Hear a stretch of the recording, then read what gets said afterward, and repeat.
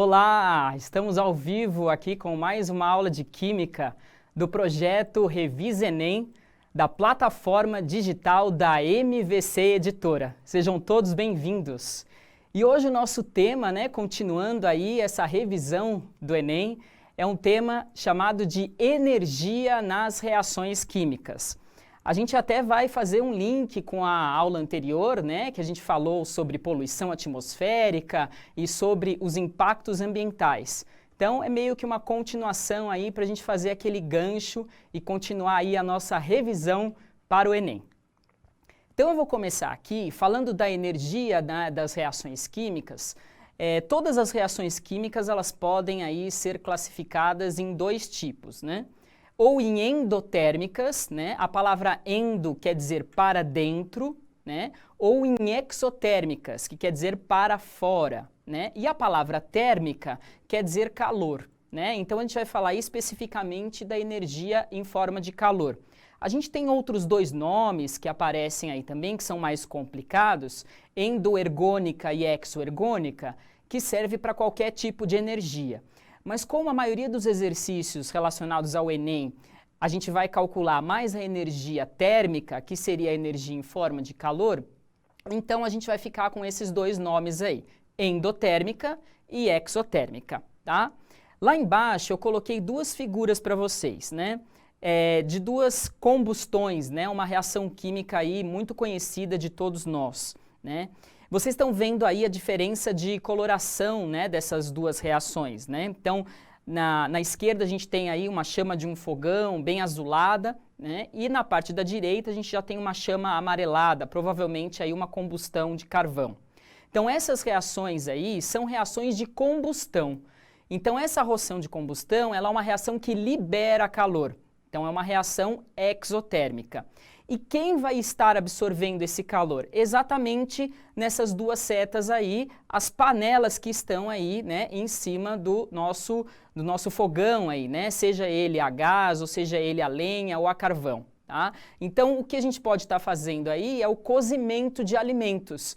E esse cozimento de alimentos, ele vai estar absorvendo esse calor. E aí a gente classifica essa transformação como endotérmica. Muito simples esses conceitos, você precisa aí tá bem craque aí nesses conceitos. Agora, a gente não só classifica, mas a gente vai quantificar muito isso. E quantificar é calcular. E aí a gente vai precisar da matemática e ao nosso favor, sempre jogando aí ao nosso favor, a matemática que está presente em tudo aí. Então, o que a gente vai fazer é calcular o ΔH, tá? A letra H quer dizer heat, em inglês, que é calor, Então, e para nós aqui na língua portuguesa, a gente vai chamar o H de entalpia, Então, toda vez que a gente tiver um ΔH positivo, quer dizer que está entrando calor, Se vocês olharem aqui no flip chart, a gente pode fazer um diagrama bem simples, Então, aqui a gente pode colocar aqui a entalpia, E aqui a gente vai colocar a entalpia inicial, que a gente vai chamar de entalpia dos reagentes, Já vou falar um pouco mais sobre isso. E a gente sempre vai ter uma seta, indo lá para cima, para a gente terminar a nossa reação química, e aqui a gente vai ter a entalpia dos produtos. E esse ΔH, obviamente, ele vai ser maior que zero, ele vai ser positivo, tá?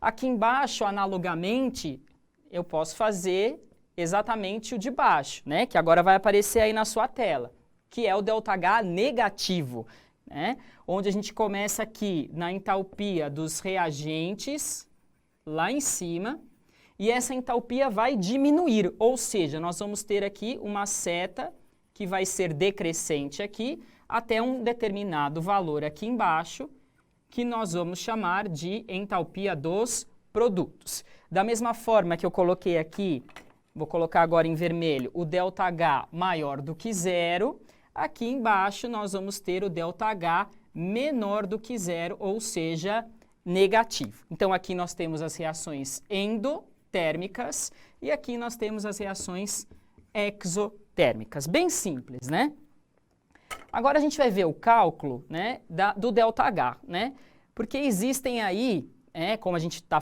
estudando, a variação de entalpia, ele vai ser tanto esse calor liberado quanto esse calor absorvido. E nós vamos estudar 3 formas de calcular o ΔH. A primeira fórmula, ela é baseada na energia de ligação, que vai ser o primeiro exercício que nós vamos ver na aula de hoje. A segunda forma é a lei de Hess. Também cai muito no Enem, a gente também vai fazer um exercício de lei de Hess. E a terceira é pela própria fórmula, né, que é ainda o ΔH, que é essa variação de entalpia. Aí está escrito para vocês HF menos HI, né, que é o final menos inicial. Mas aqui na química, né, o nosso final são os produtos e o inicial são os reagentes. Tudo bem? Então essas são as 3 formas de calcular o ΔH que aparecem aí nos exercícios. A gente vai ver a primeira agora. Então já tem aí a primeira questão do Enem para vocês aí. O gás hidrogênio é considerado um ótimo combustível. O único produto da sua combustão, da combustão desse gás, é o vapor de água, como mostrado na equação química. E aí ele mostrou já a equação química aí para você balanceada, né? 2 de H2, que reagem com mais O2, né? 1 mol de O2, que produz, que forma 2 mols de H2O. Toda essa equação aí, toda essa reação na fase gasosa. Tá? Inclusive o hidrogênio ele é um dos combustíveis aí, utilizado em foguete, a gente já tem carros movidos a hidrogênio e o único produto é o vapor de água, né? Ele é considerado aí um combustível limpo, porque ele não gera esse tipo de poluição, ó, relacionado com a aula anterior. Vamos continuar. Um cilindro contém 1 kg de hidrogênio e todo esse gás foi queimado. Então a gente está fazendo uma combustão, queimou todo esse gás. Essa massa de 1 kg a gente vai precisar usar, tá? Nessa reação são rompidas e formadas ligações químicas que envolvem as energias listadas no quadro. E aí a gente vai entrar agora nessa primeira forma de calcular o ΔH, que é da energia de ligação. Toda vez que tiver energia de ligação, vai ter uma tabela como essa que você está vendo aí, onde a gente tem a lista de todas as ligações que aparecem na nossa reação química, tá? Ele é obrigado, né? O exame é obrigado a fornecer essas ligações para vocês, ninguém vai precisar decorar nada. Então esses valores que estão aparecendo aí, 437, 463, 494, são sempre valores fornecidos.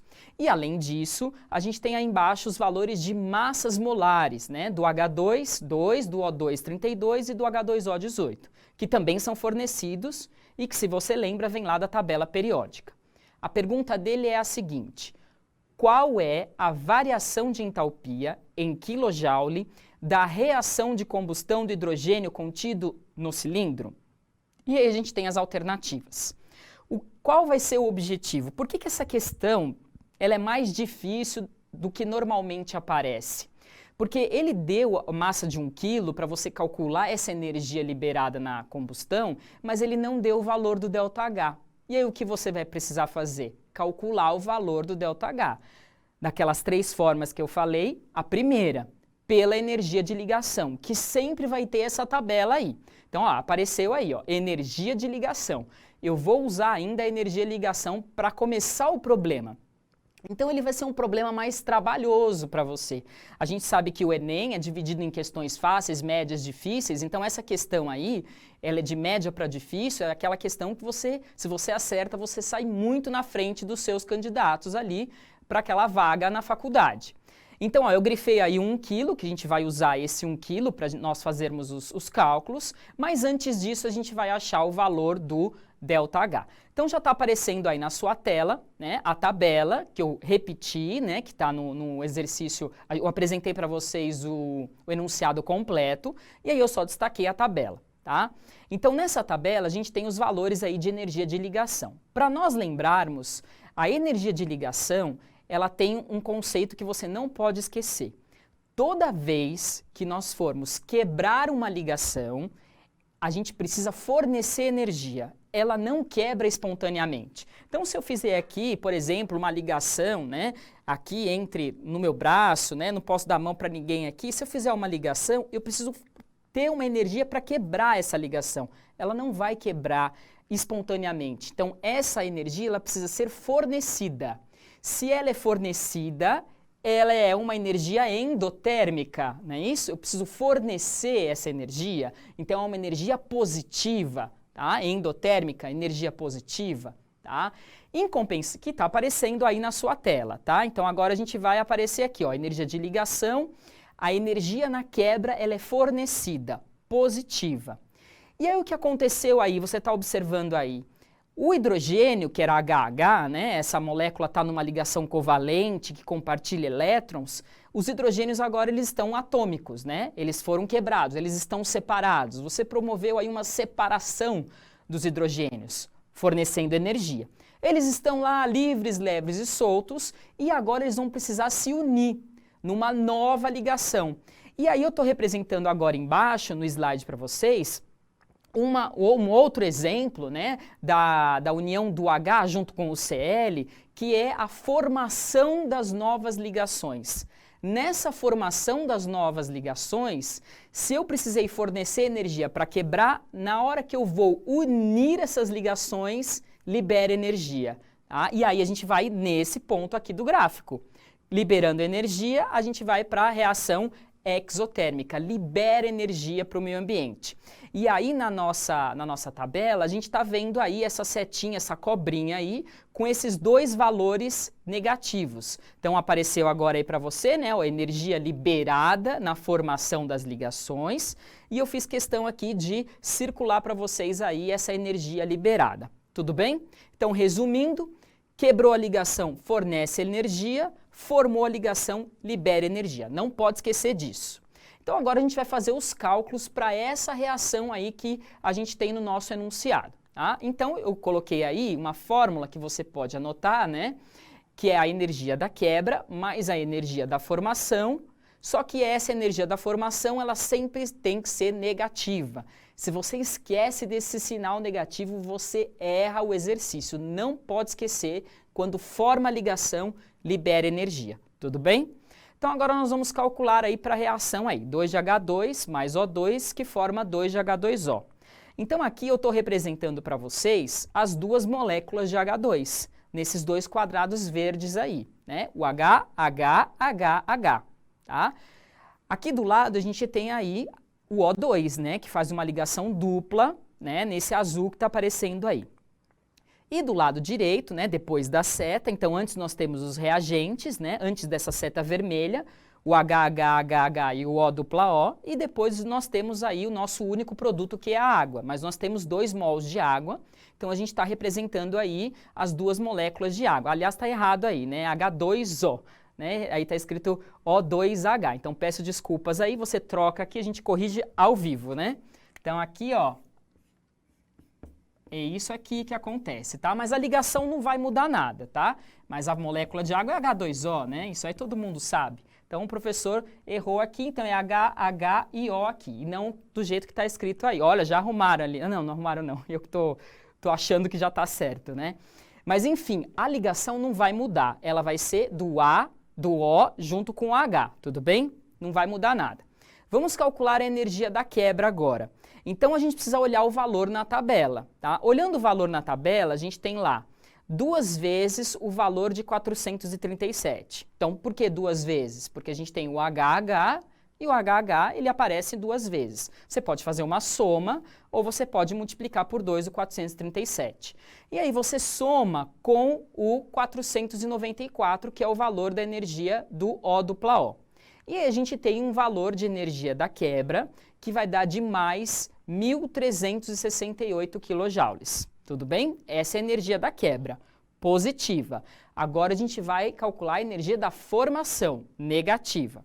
Então, a energia de formação negativa, que já está aparecendo aí para você, nós temos essas ligações do H com O, H com O, H com O, H com O.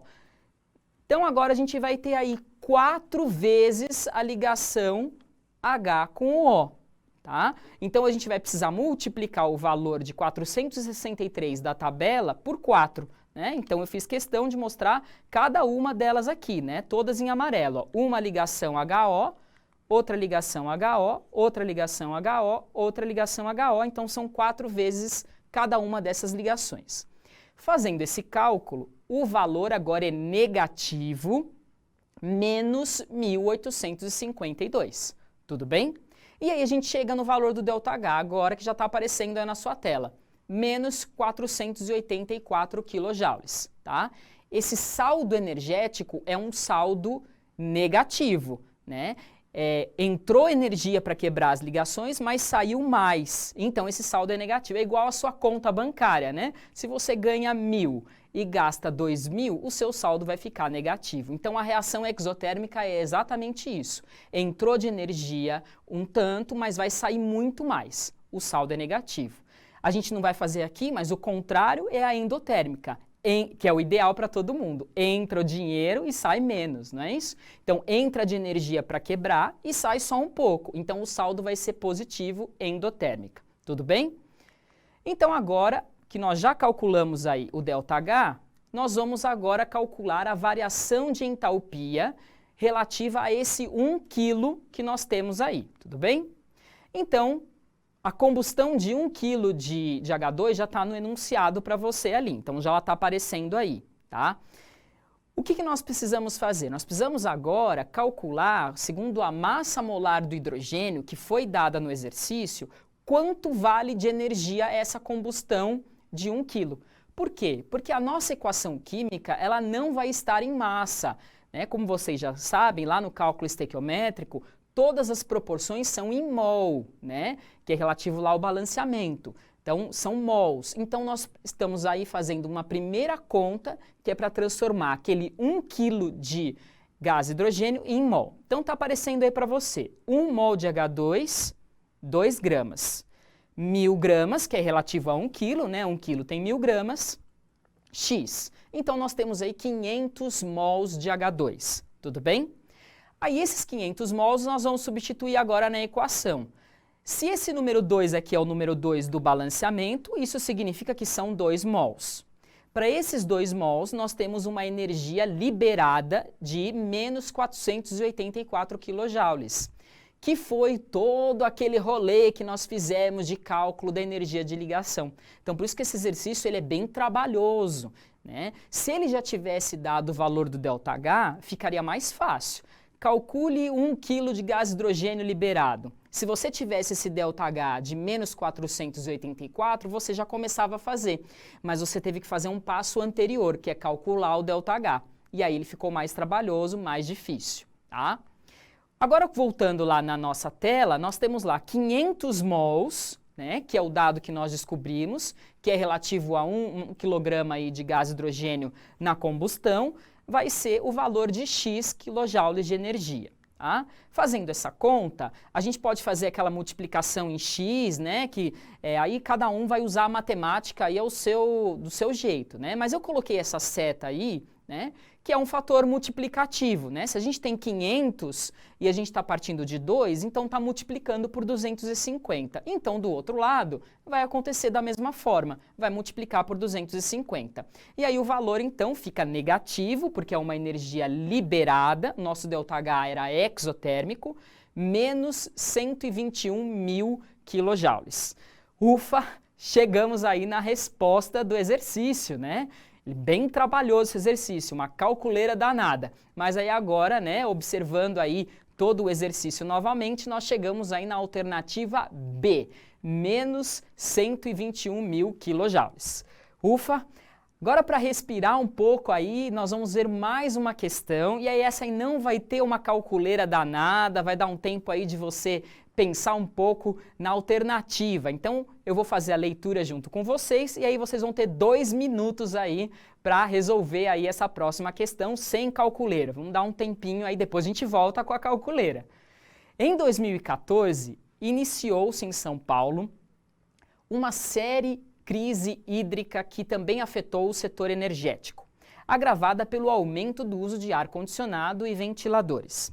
Com isso, intensifica-se a discussão sobre a matriz energética adotada nas diversas regiões do país. Sendo assim, há necessidade de se buscarem fontes alternativas de energia renovável que impliquem menores impactos ambientais. Considerando essas informações, qual fonte poderia ser utilizada? E agora você tem aí 2 minutos para pensar na resolução dessa questão.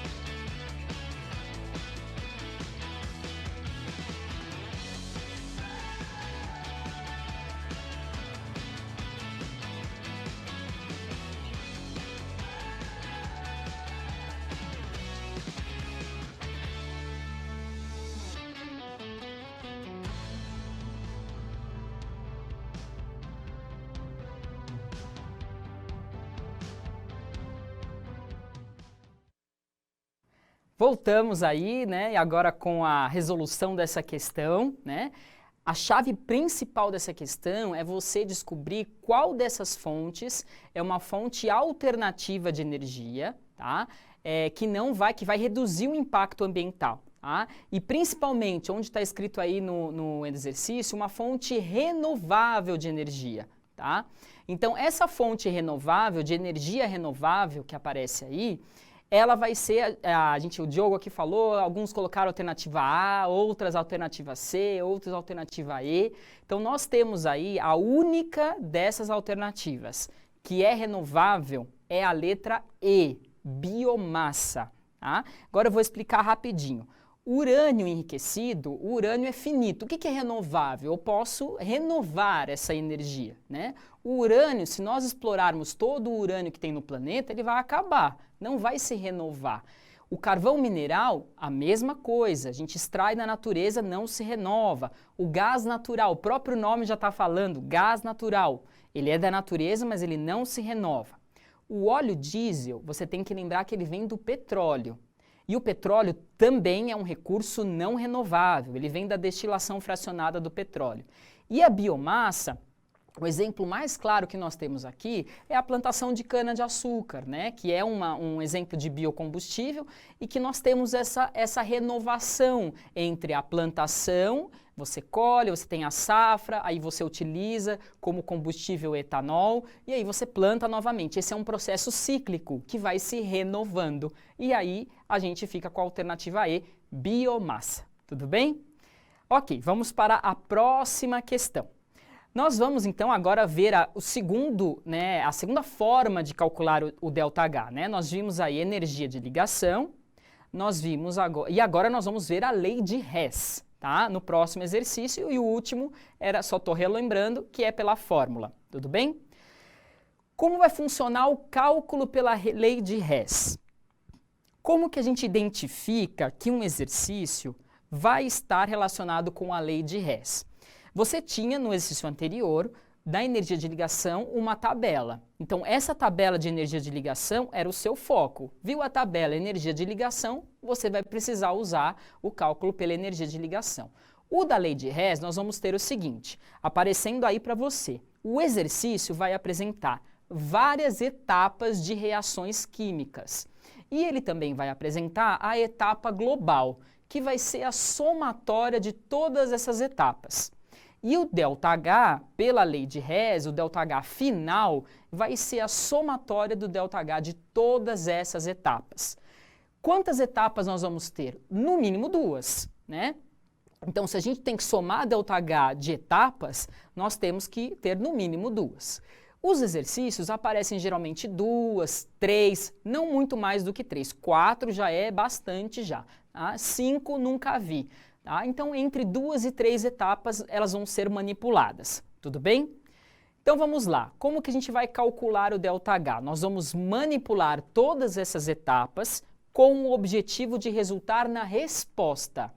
Quem que vai ser essa resposta? É aquilo que a gente quer procurar em todo exercício, é a resposta. A resposta vai ser a etapa global. Então, a etapa global, que é a somatória de todas essas etapas, é a nossa resposta. Esse é o nosso objetivo. Em todo o exercício, a gente tem as etapas e vai procurar a etapa global. O ideal é que o exercício forneça para você tanto as etapas quanto a etapa global. Mas no problema que nós vamos ver hoje na nossa aula, a gente vai precisar descobrir a etapa global. E aí eu vou ensinar para vocês aí como a gente vai descobrir essa etapa global. Vamos ao exercício. Então, a gente tem aí um exercício do Enem, né? Vou ler com vocês. Glicólise é um processo que ocorre nas células, convertendo a glicose em piruvato. Durante a prática de exercícios físicos, que demandam grande quantidade de esforço, a glicose é completamente oxidada na presença de oxigênio.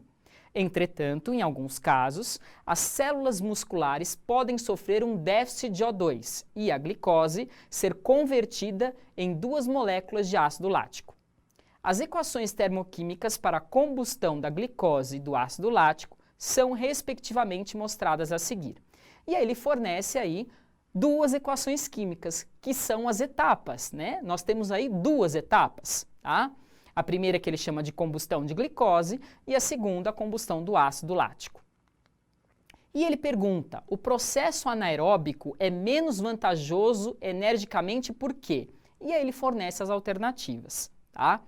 Esse exercício também é um exercício considerado de médio para difícil, né? Então ele não está tão assim claro para você resolver. Você vai precisar fazer etapas aí que a gente vai fazer junto agora, tá? Nós vamos fazer juntos. Então ele é um exercício que se você acerta, você ganha aí uma nota bem alta.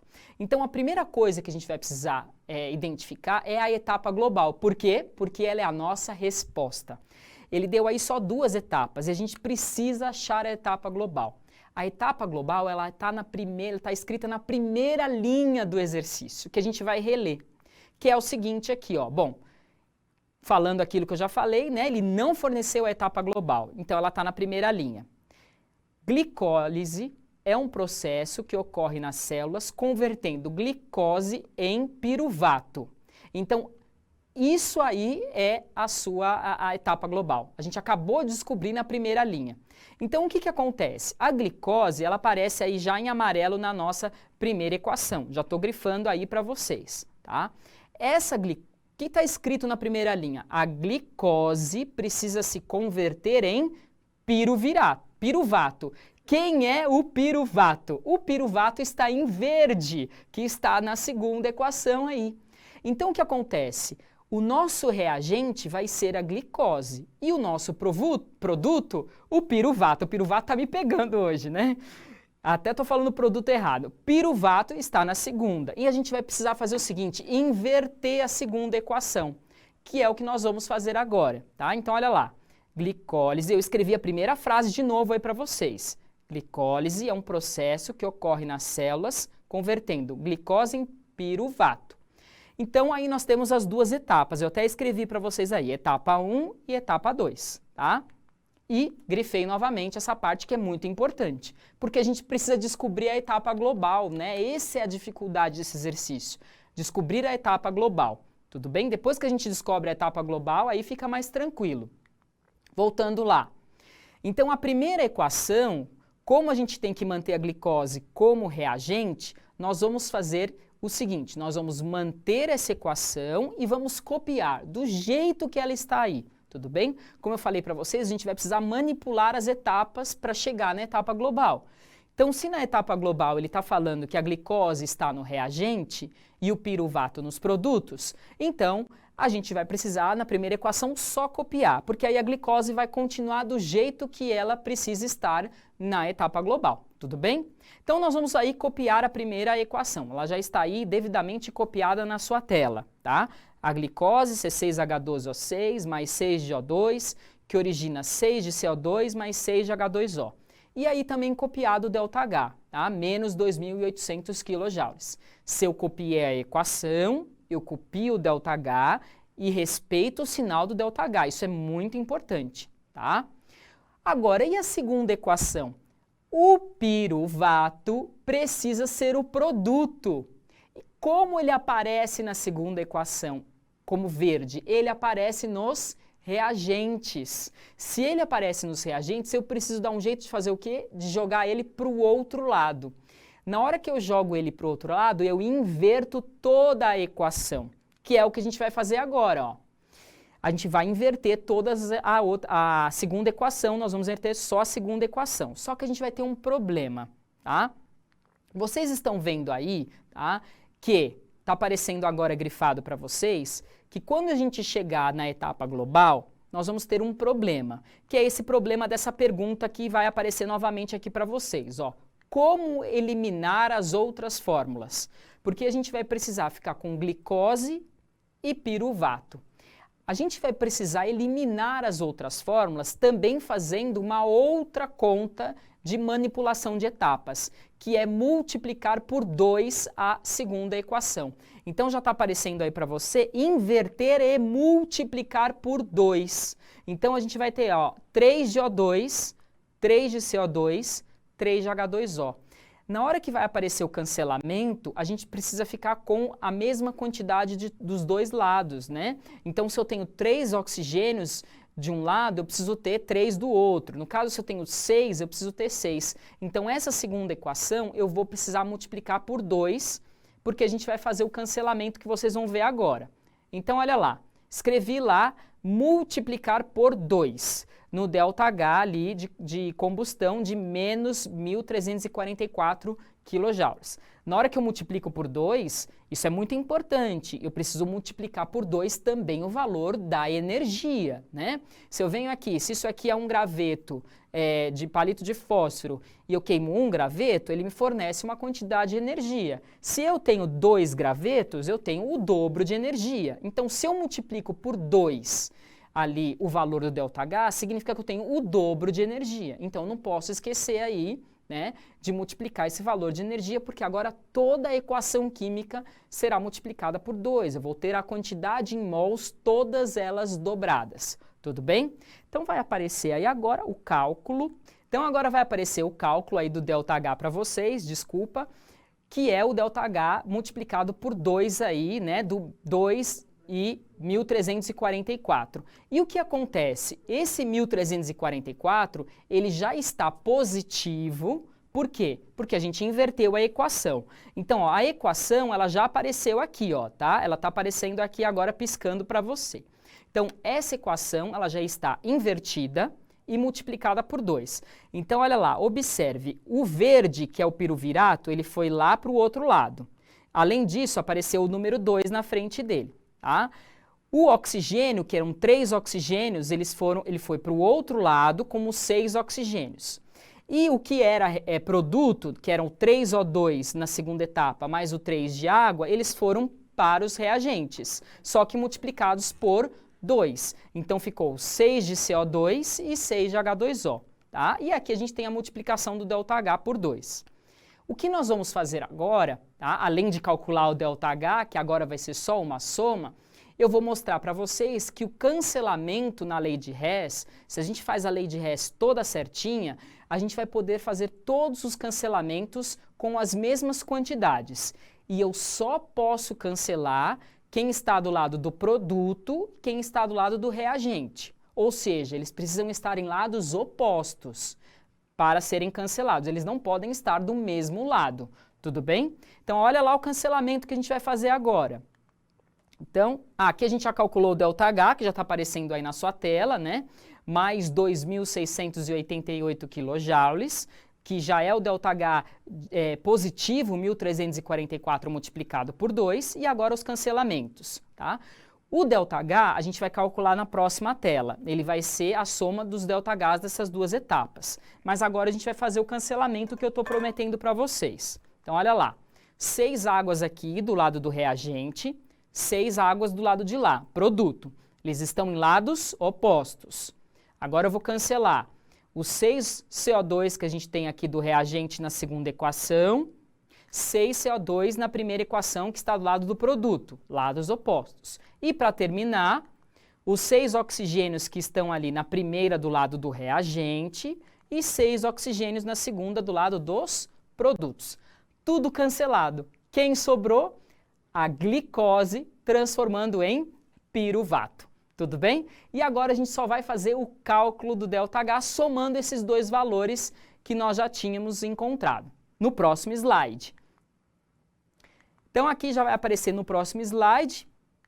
Ele não pediu para você fazer os cancelamentos, né? Se você já tivesse descoberto ali no Enem, né, que a primeira você precisa copiar, a segunda você inverte e multiplica por 2, você já chega na resposta. É que eu estou fazendo aí o exercício completo, de repente você vai fazer uma prova de vestibular que precisa ser dissertativa, aí você vai precisar mostrar todos esses cancelamentos, tudo bem? Aí a gente tem então o cálculo do ΔH, que a gente vai somar esses dois valores, menos 2.800 mais 2.688, e a gente chega aí num valor negativo, mais uma reação exotérmica, menos 112 kJ por mol. Tá? Então aí a gente chega na alternativa A, ele é exotérmico, libera calor, a gente falou isso já, alternativa A, libera 112 kJ por mol de glicose. Tudo bem? Ufa, mais uma calculeira aí danada, né? Agora já para dar um relax aí, a gente vai agora falar de duas coisas importantes aí na energia das reações químicas, principalmente nas reações de combustão. Então a gente tem lá a primeira combustão, o primeiro tipo de combustão, chamada de combustão completa. A combustão completa, ela produz a chama azul, maior quantidade de oxigênio e produz maior quantidade de energia, né? Então a gente tem aí essa chama do fogão aí que predomina a combustão completa. A combustão incompleta, nós temos aí, eu coloquei aí uma chama amarela, né, de uma vela, de uma combustão a lenha, né? Ela vai ter uma menor quantidade de oxigênio, né, nessa combustão e ela vai produzir uma menor quantidade de energia, tudo bem? Antigamente, a gente fazia muito os nossos alimentos em fogos a lenha, né? Demorava muito tempo. Por quê? Porque a predominância ali é de combustão incompleta. Então, tem uma menor quantidade de energia ali, né? O nosso fogão já tem uma energia maior. Então, a gente consegue fazer os nossos alimentos num tempo menor. Por quê? Porque a energia é maior e a gente tem o quê? Uma maior quantidade aí de oxigênio disponível nessa combustão. Tudo bem? Agora então eu vou deixar aí 2 minutinhos para vocês lerem e resolverem esse exercício e depois eu faço a leitura e já corrijo junto com vocês. Essa questão não tem calculeira, né? Vamos lá, de combustão.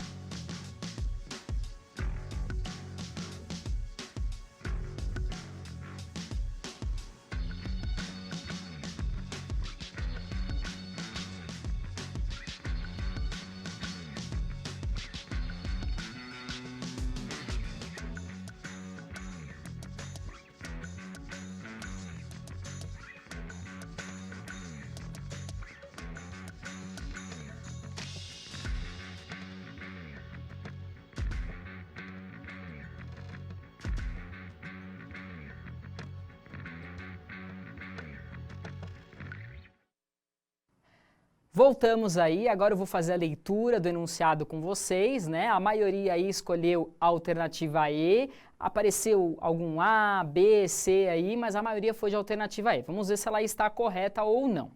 Antigamente, em lugares com invernos rigorosos, as pessoas acendiam fogueiras dentro de uma sala fechada para se aquecerem do frio. O risco no uso desse recurso ocorria quando as pessoas adormeciam antes de apagarem totalmente a fogueira, o que poderia levá-las a óbito, mesmo sem a ocorrência de incêndio. A causa principal desse risco era o... Então ele está falando aí da causa principal. Letra A, produção de fuligem pela fogueira.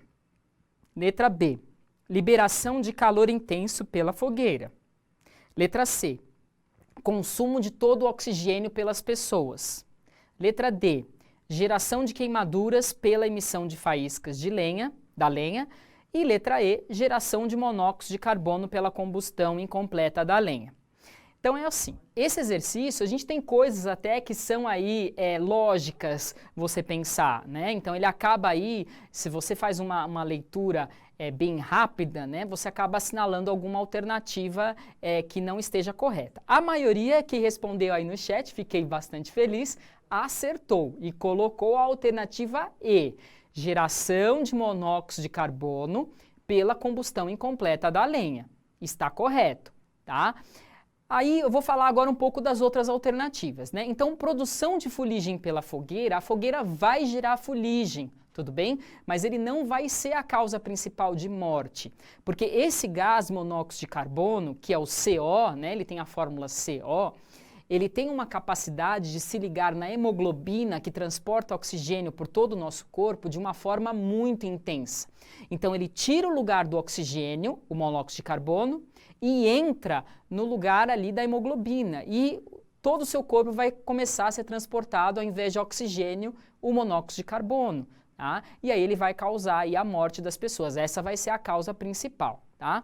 A letra B fala de liberação de calor, né? O calor não vai provocar a morte, tá?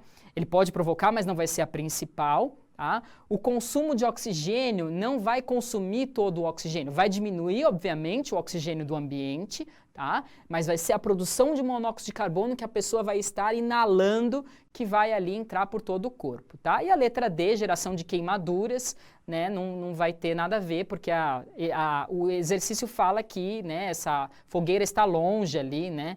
E a faísca da lenha não vai causar uma morte principal aí de risco. Tudo bem? Agora nós vamos, então, ficou a alternativa E, aí, geração de monóxido de carbono, gás altamente tóxico.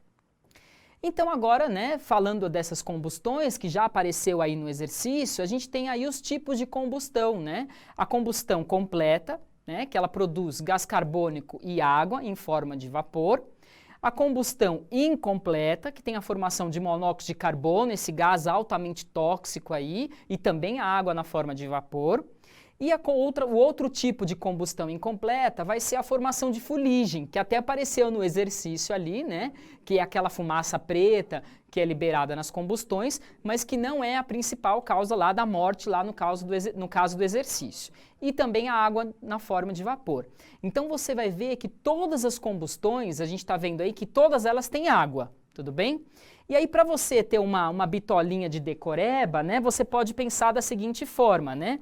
Na combustão completa, você pode ir diminuindo um oxigênio, né? Então, na combustão completa, todos eles nós vamos ter água, né? Ó, você viu aí que todos eles nós vamos ter água.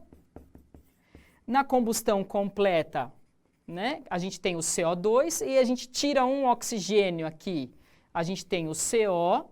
Tirando mais um oxigênio, a gente tem o C, né? Então, é uma forma fácil aí de você memorizar da combustão completa e essas duas aqui, né, que eu estou colocando aqui embaixo, são das combustões incompletas. Tudo bem?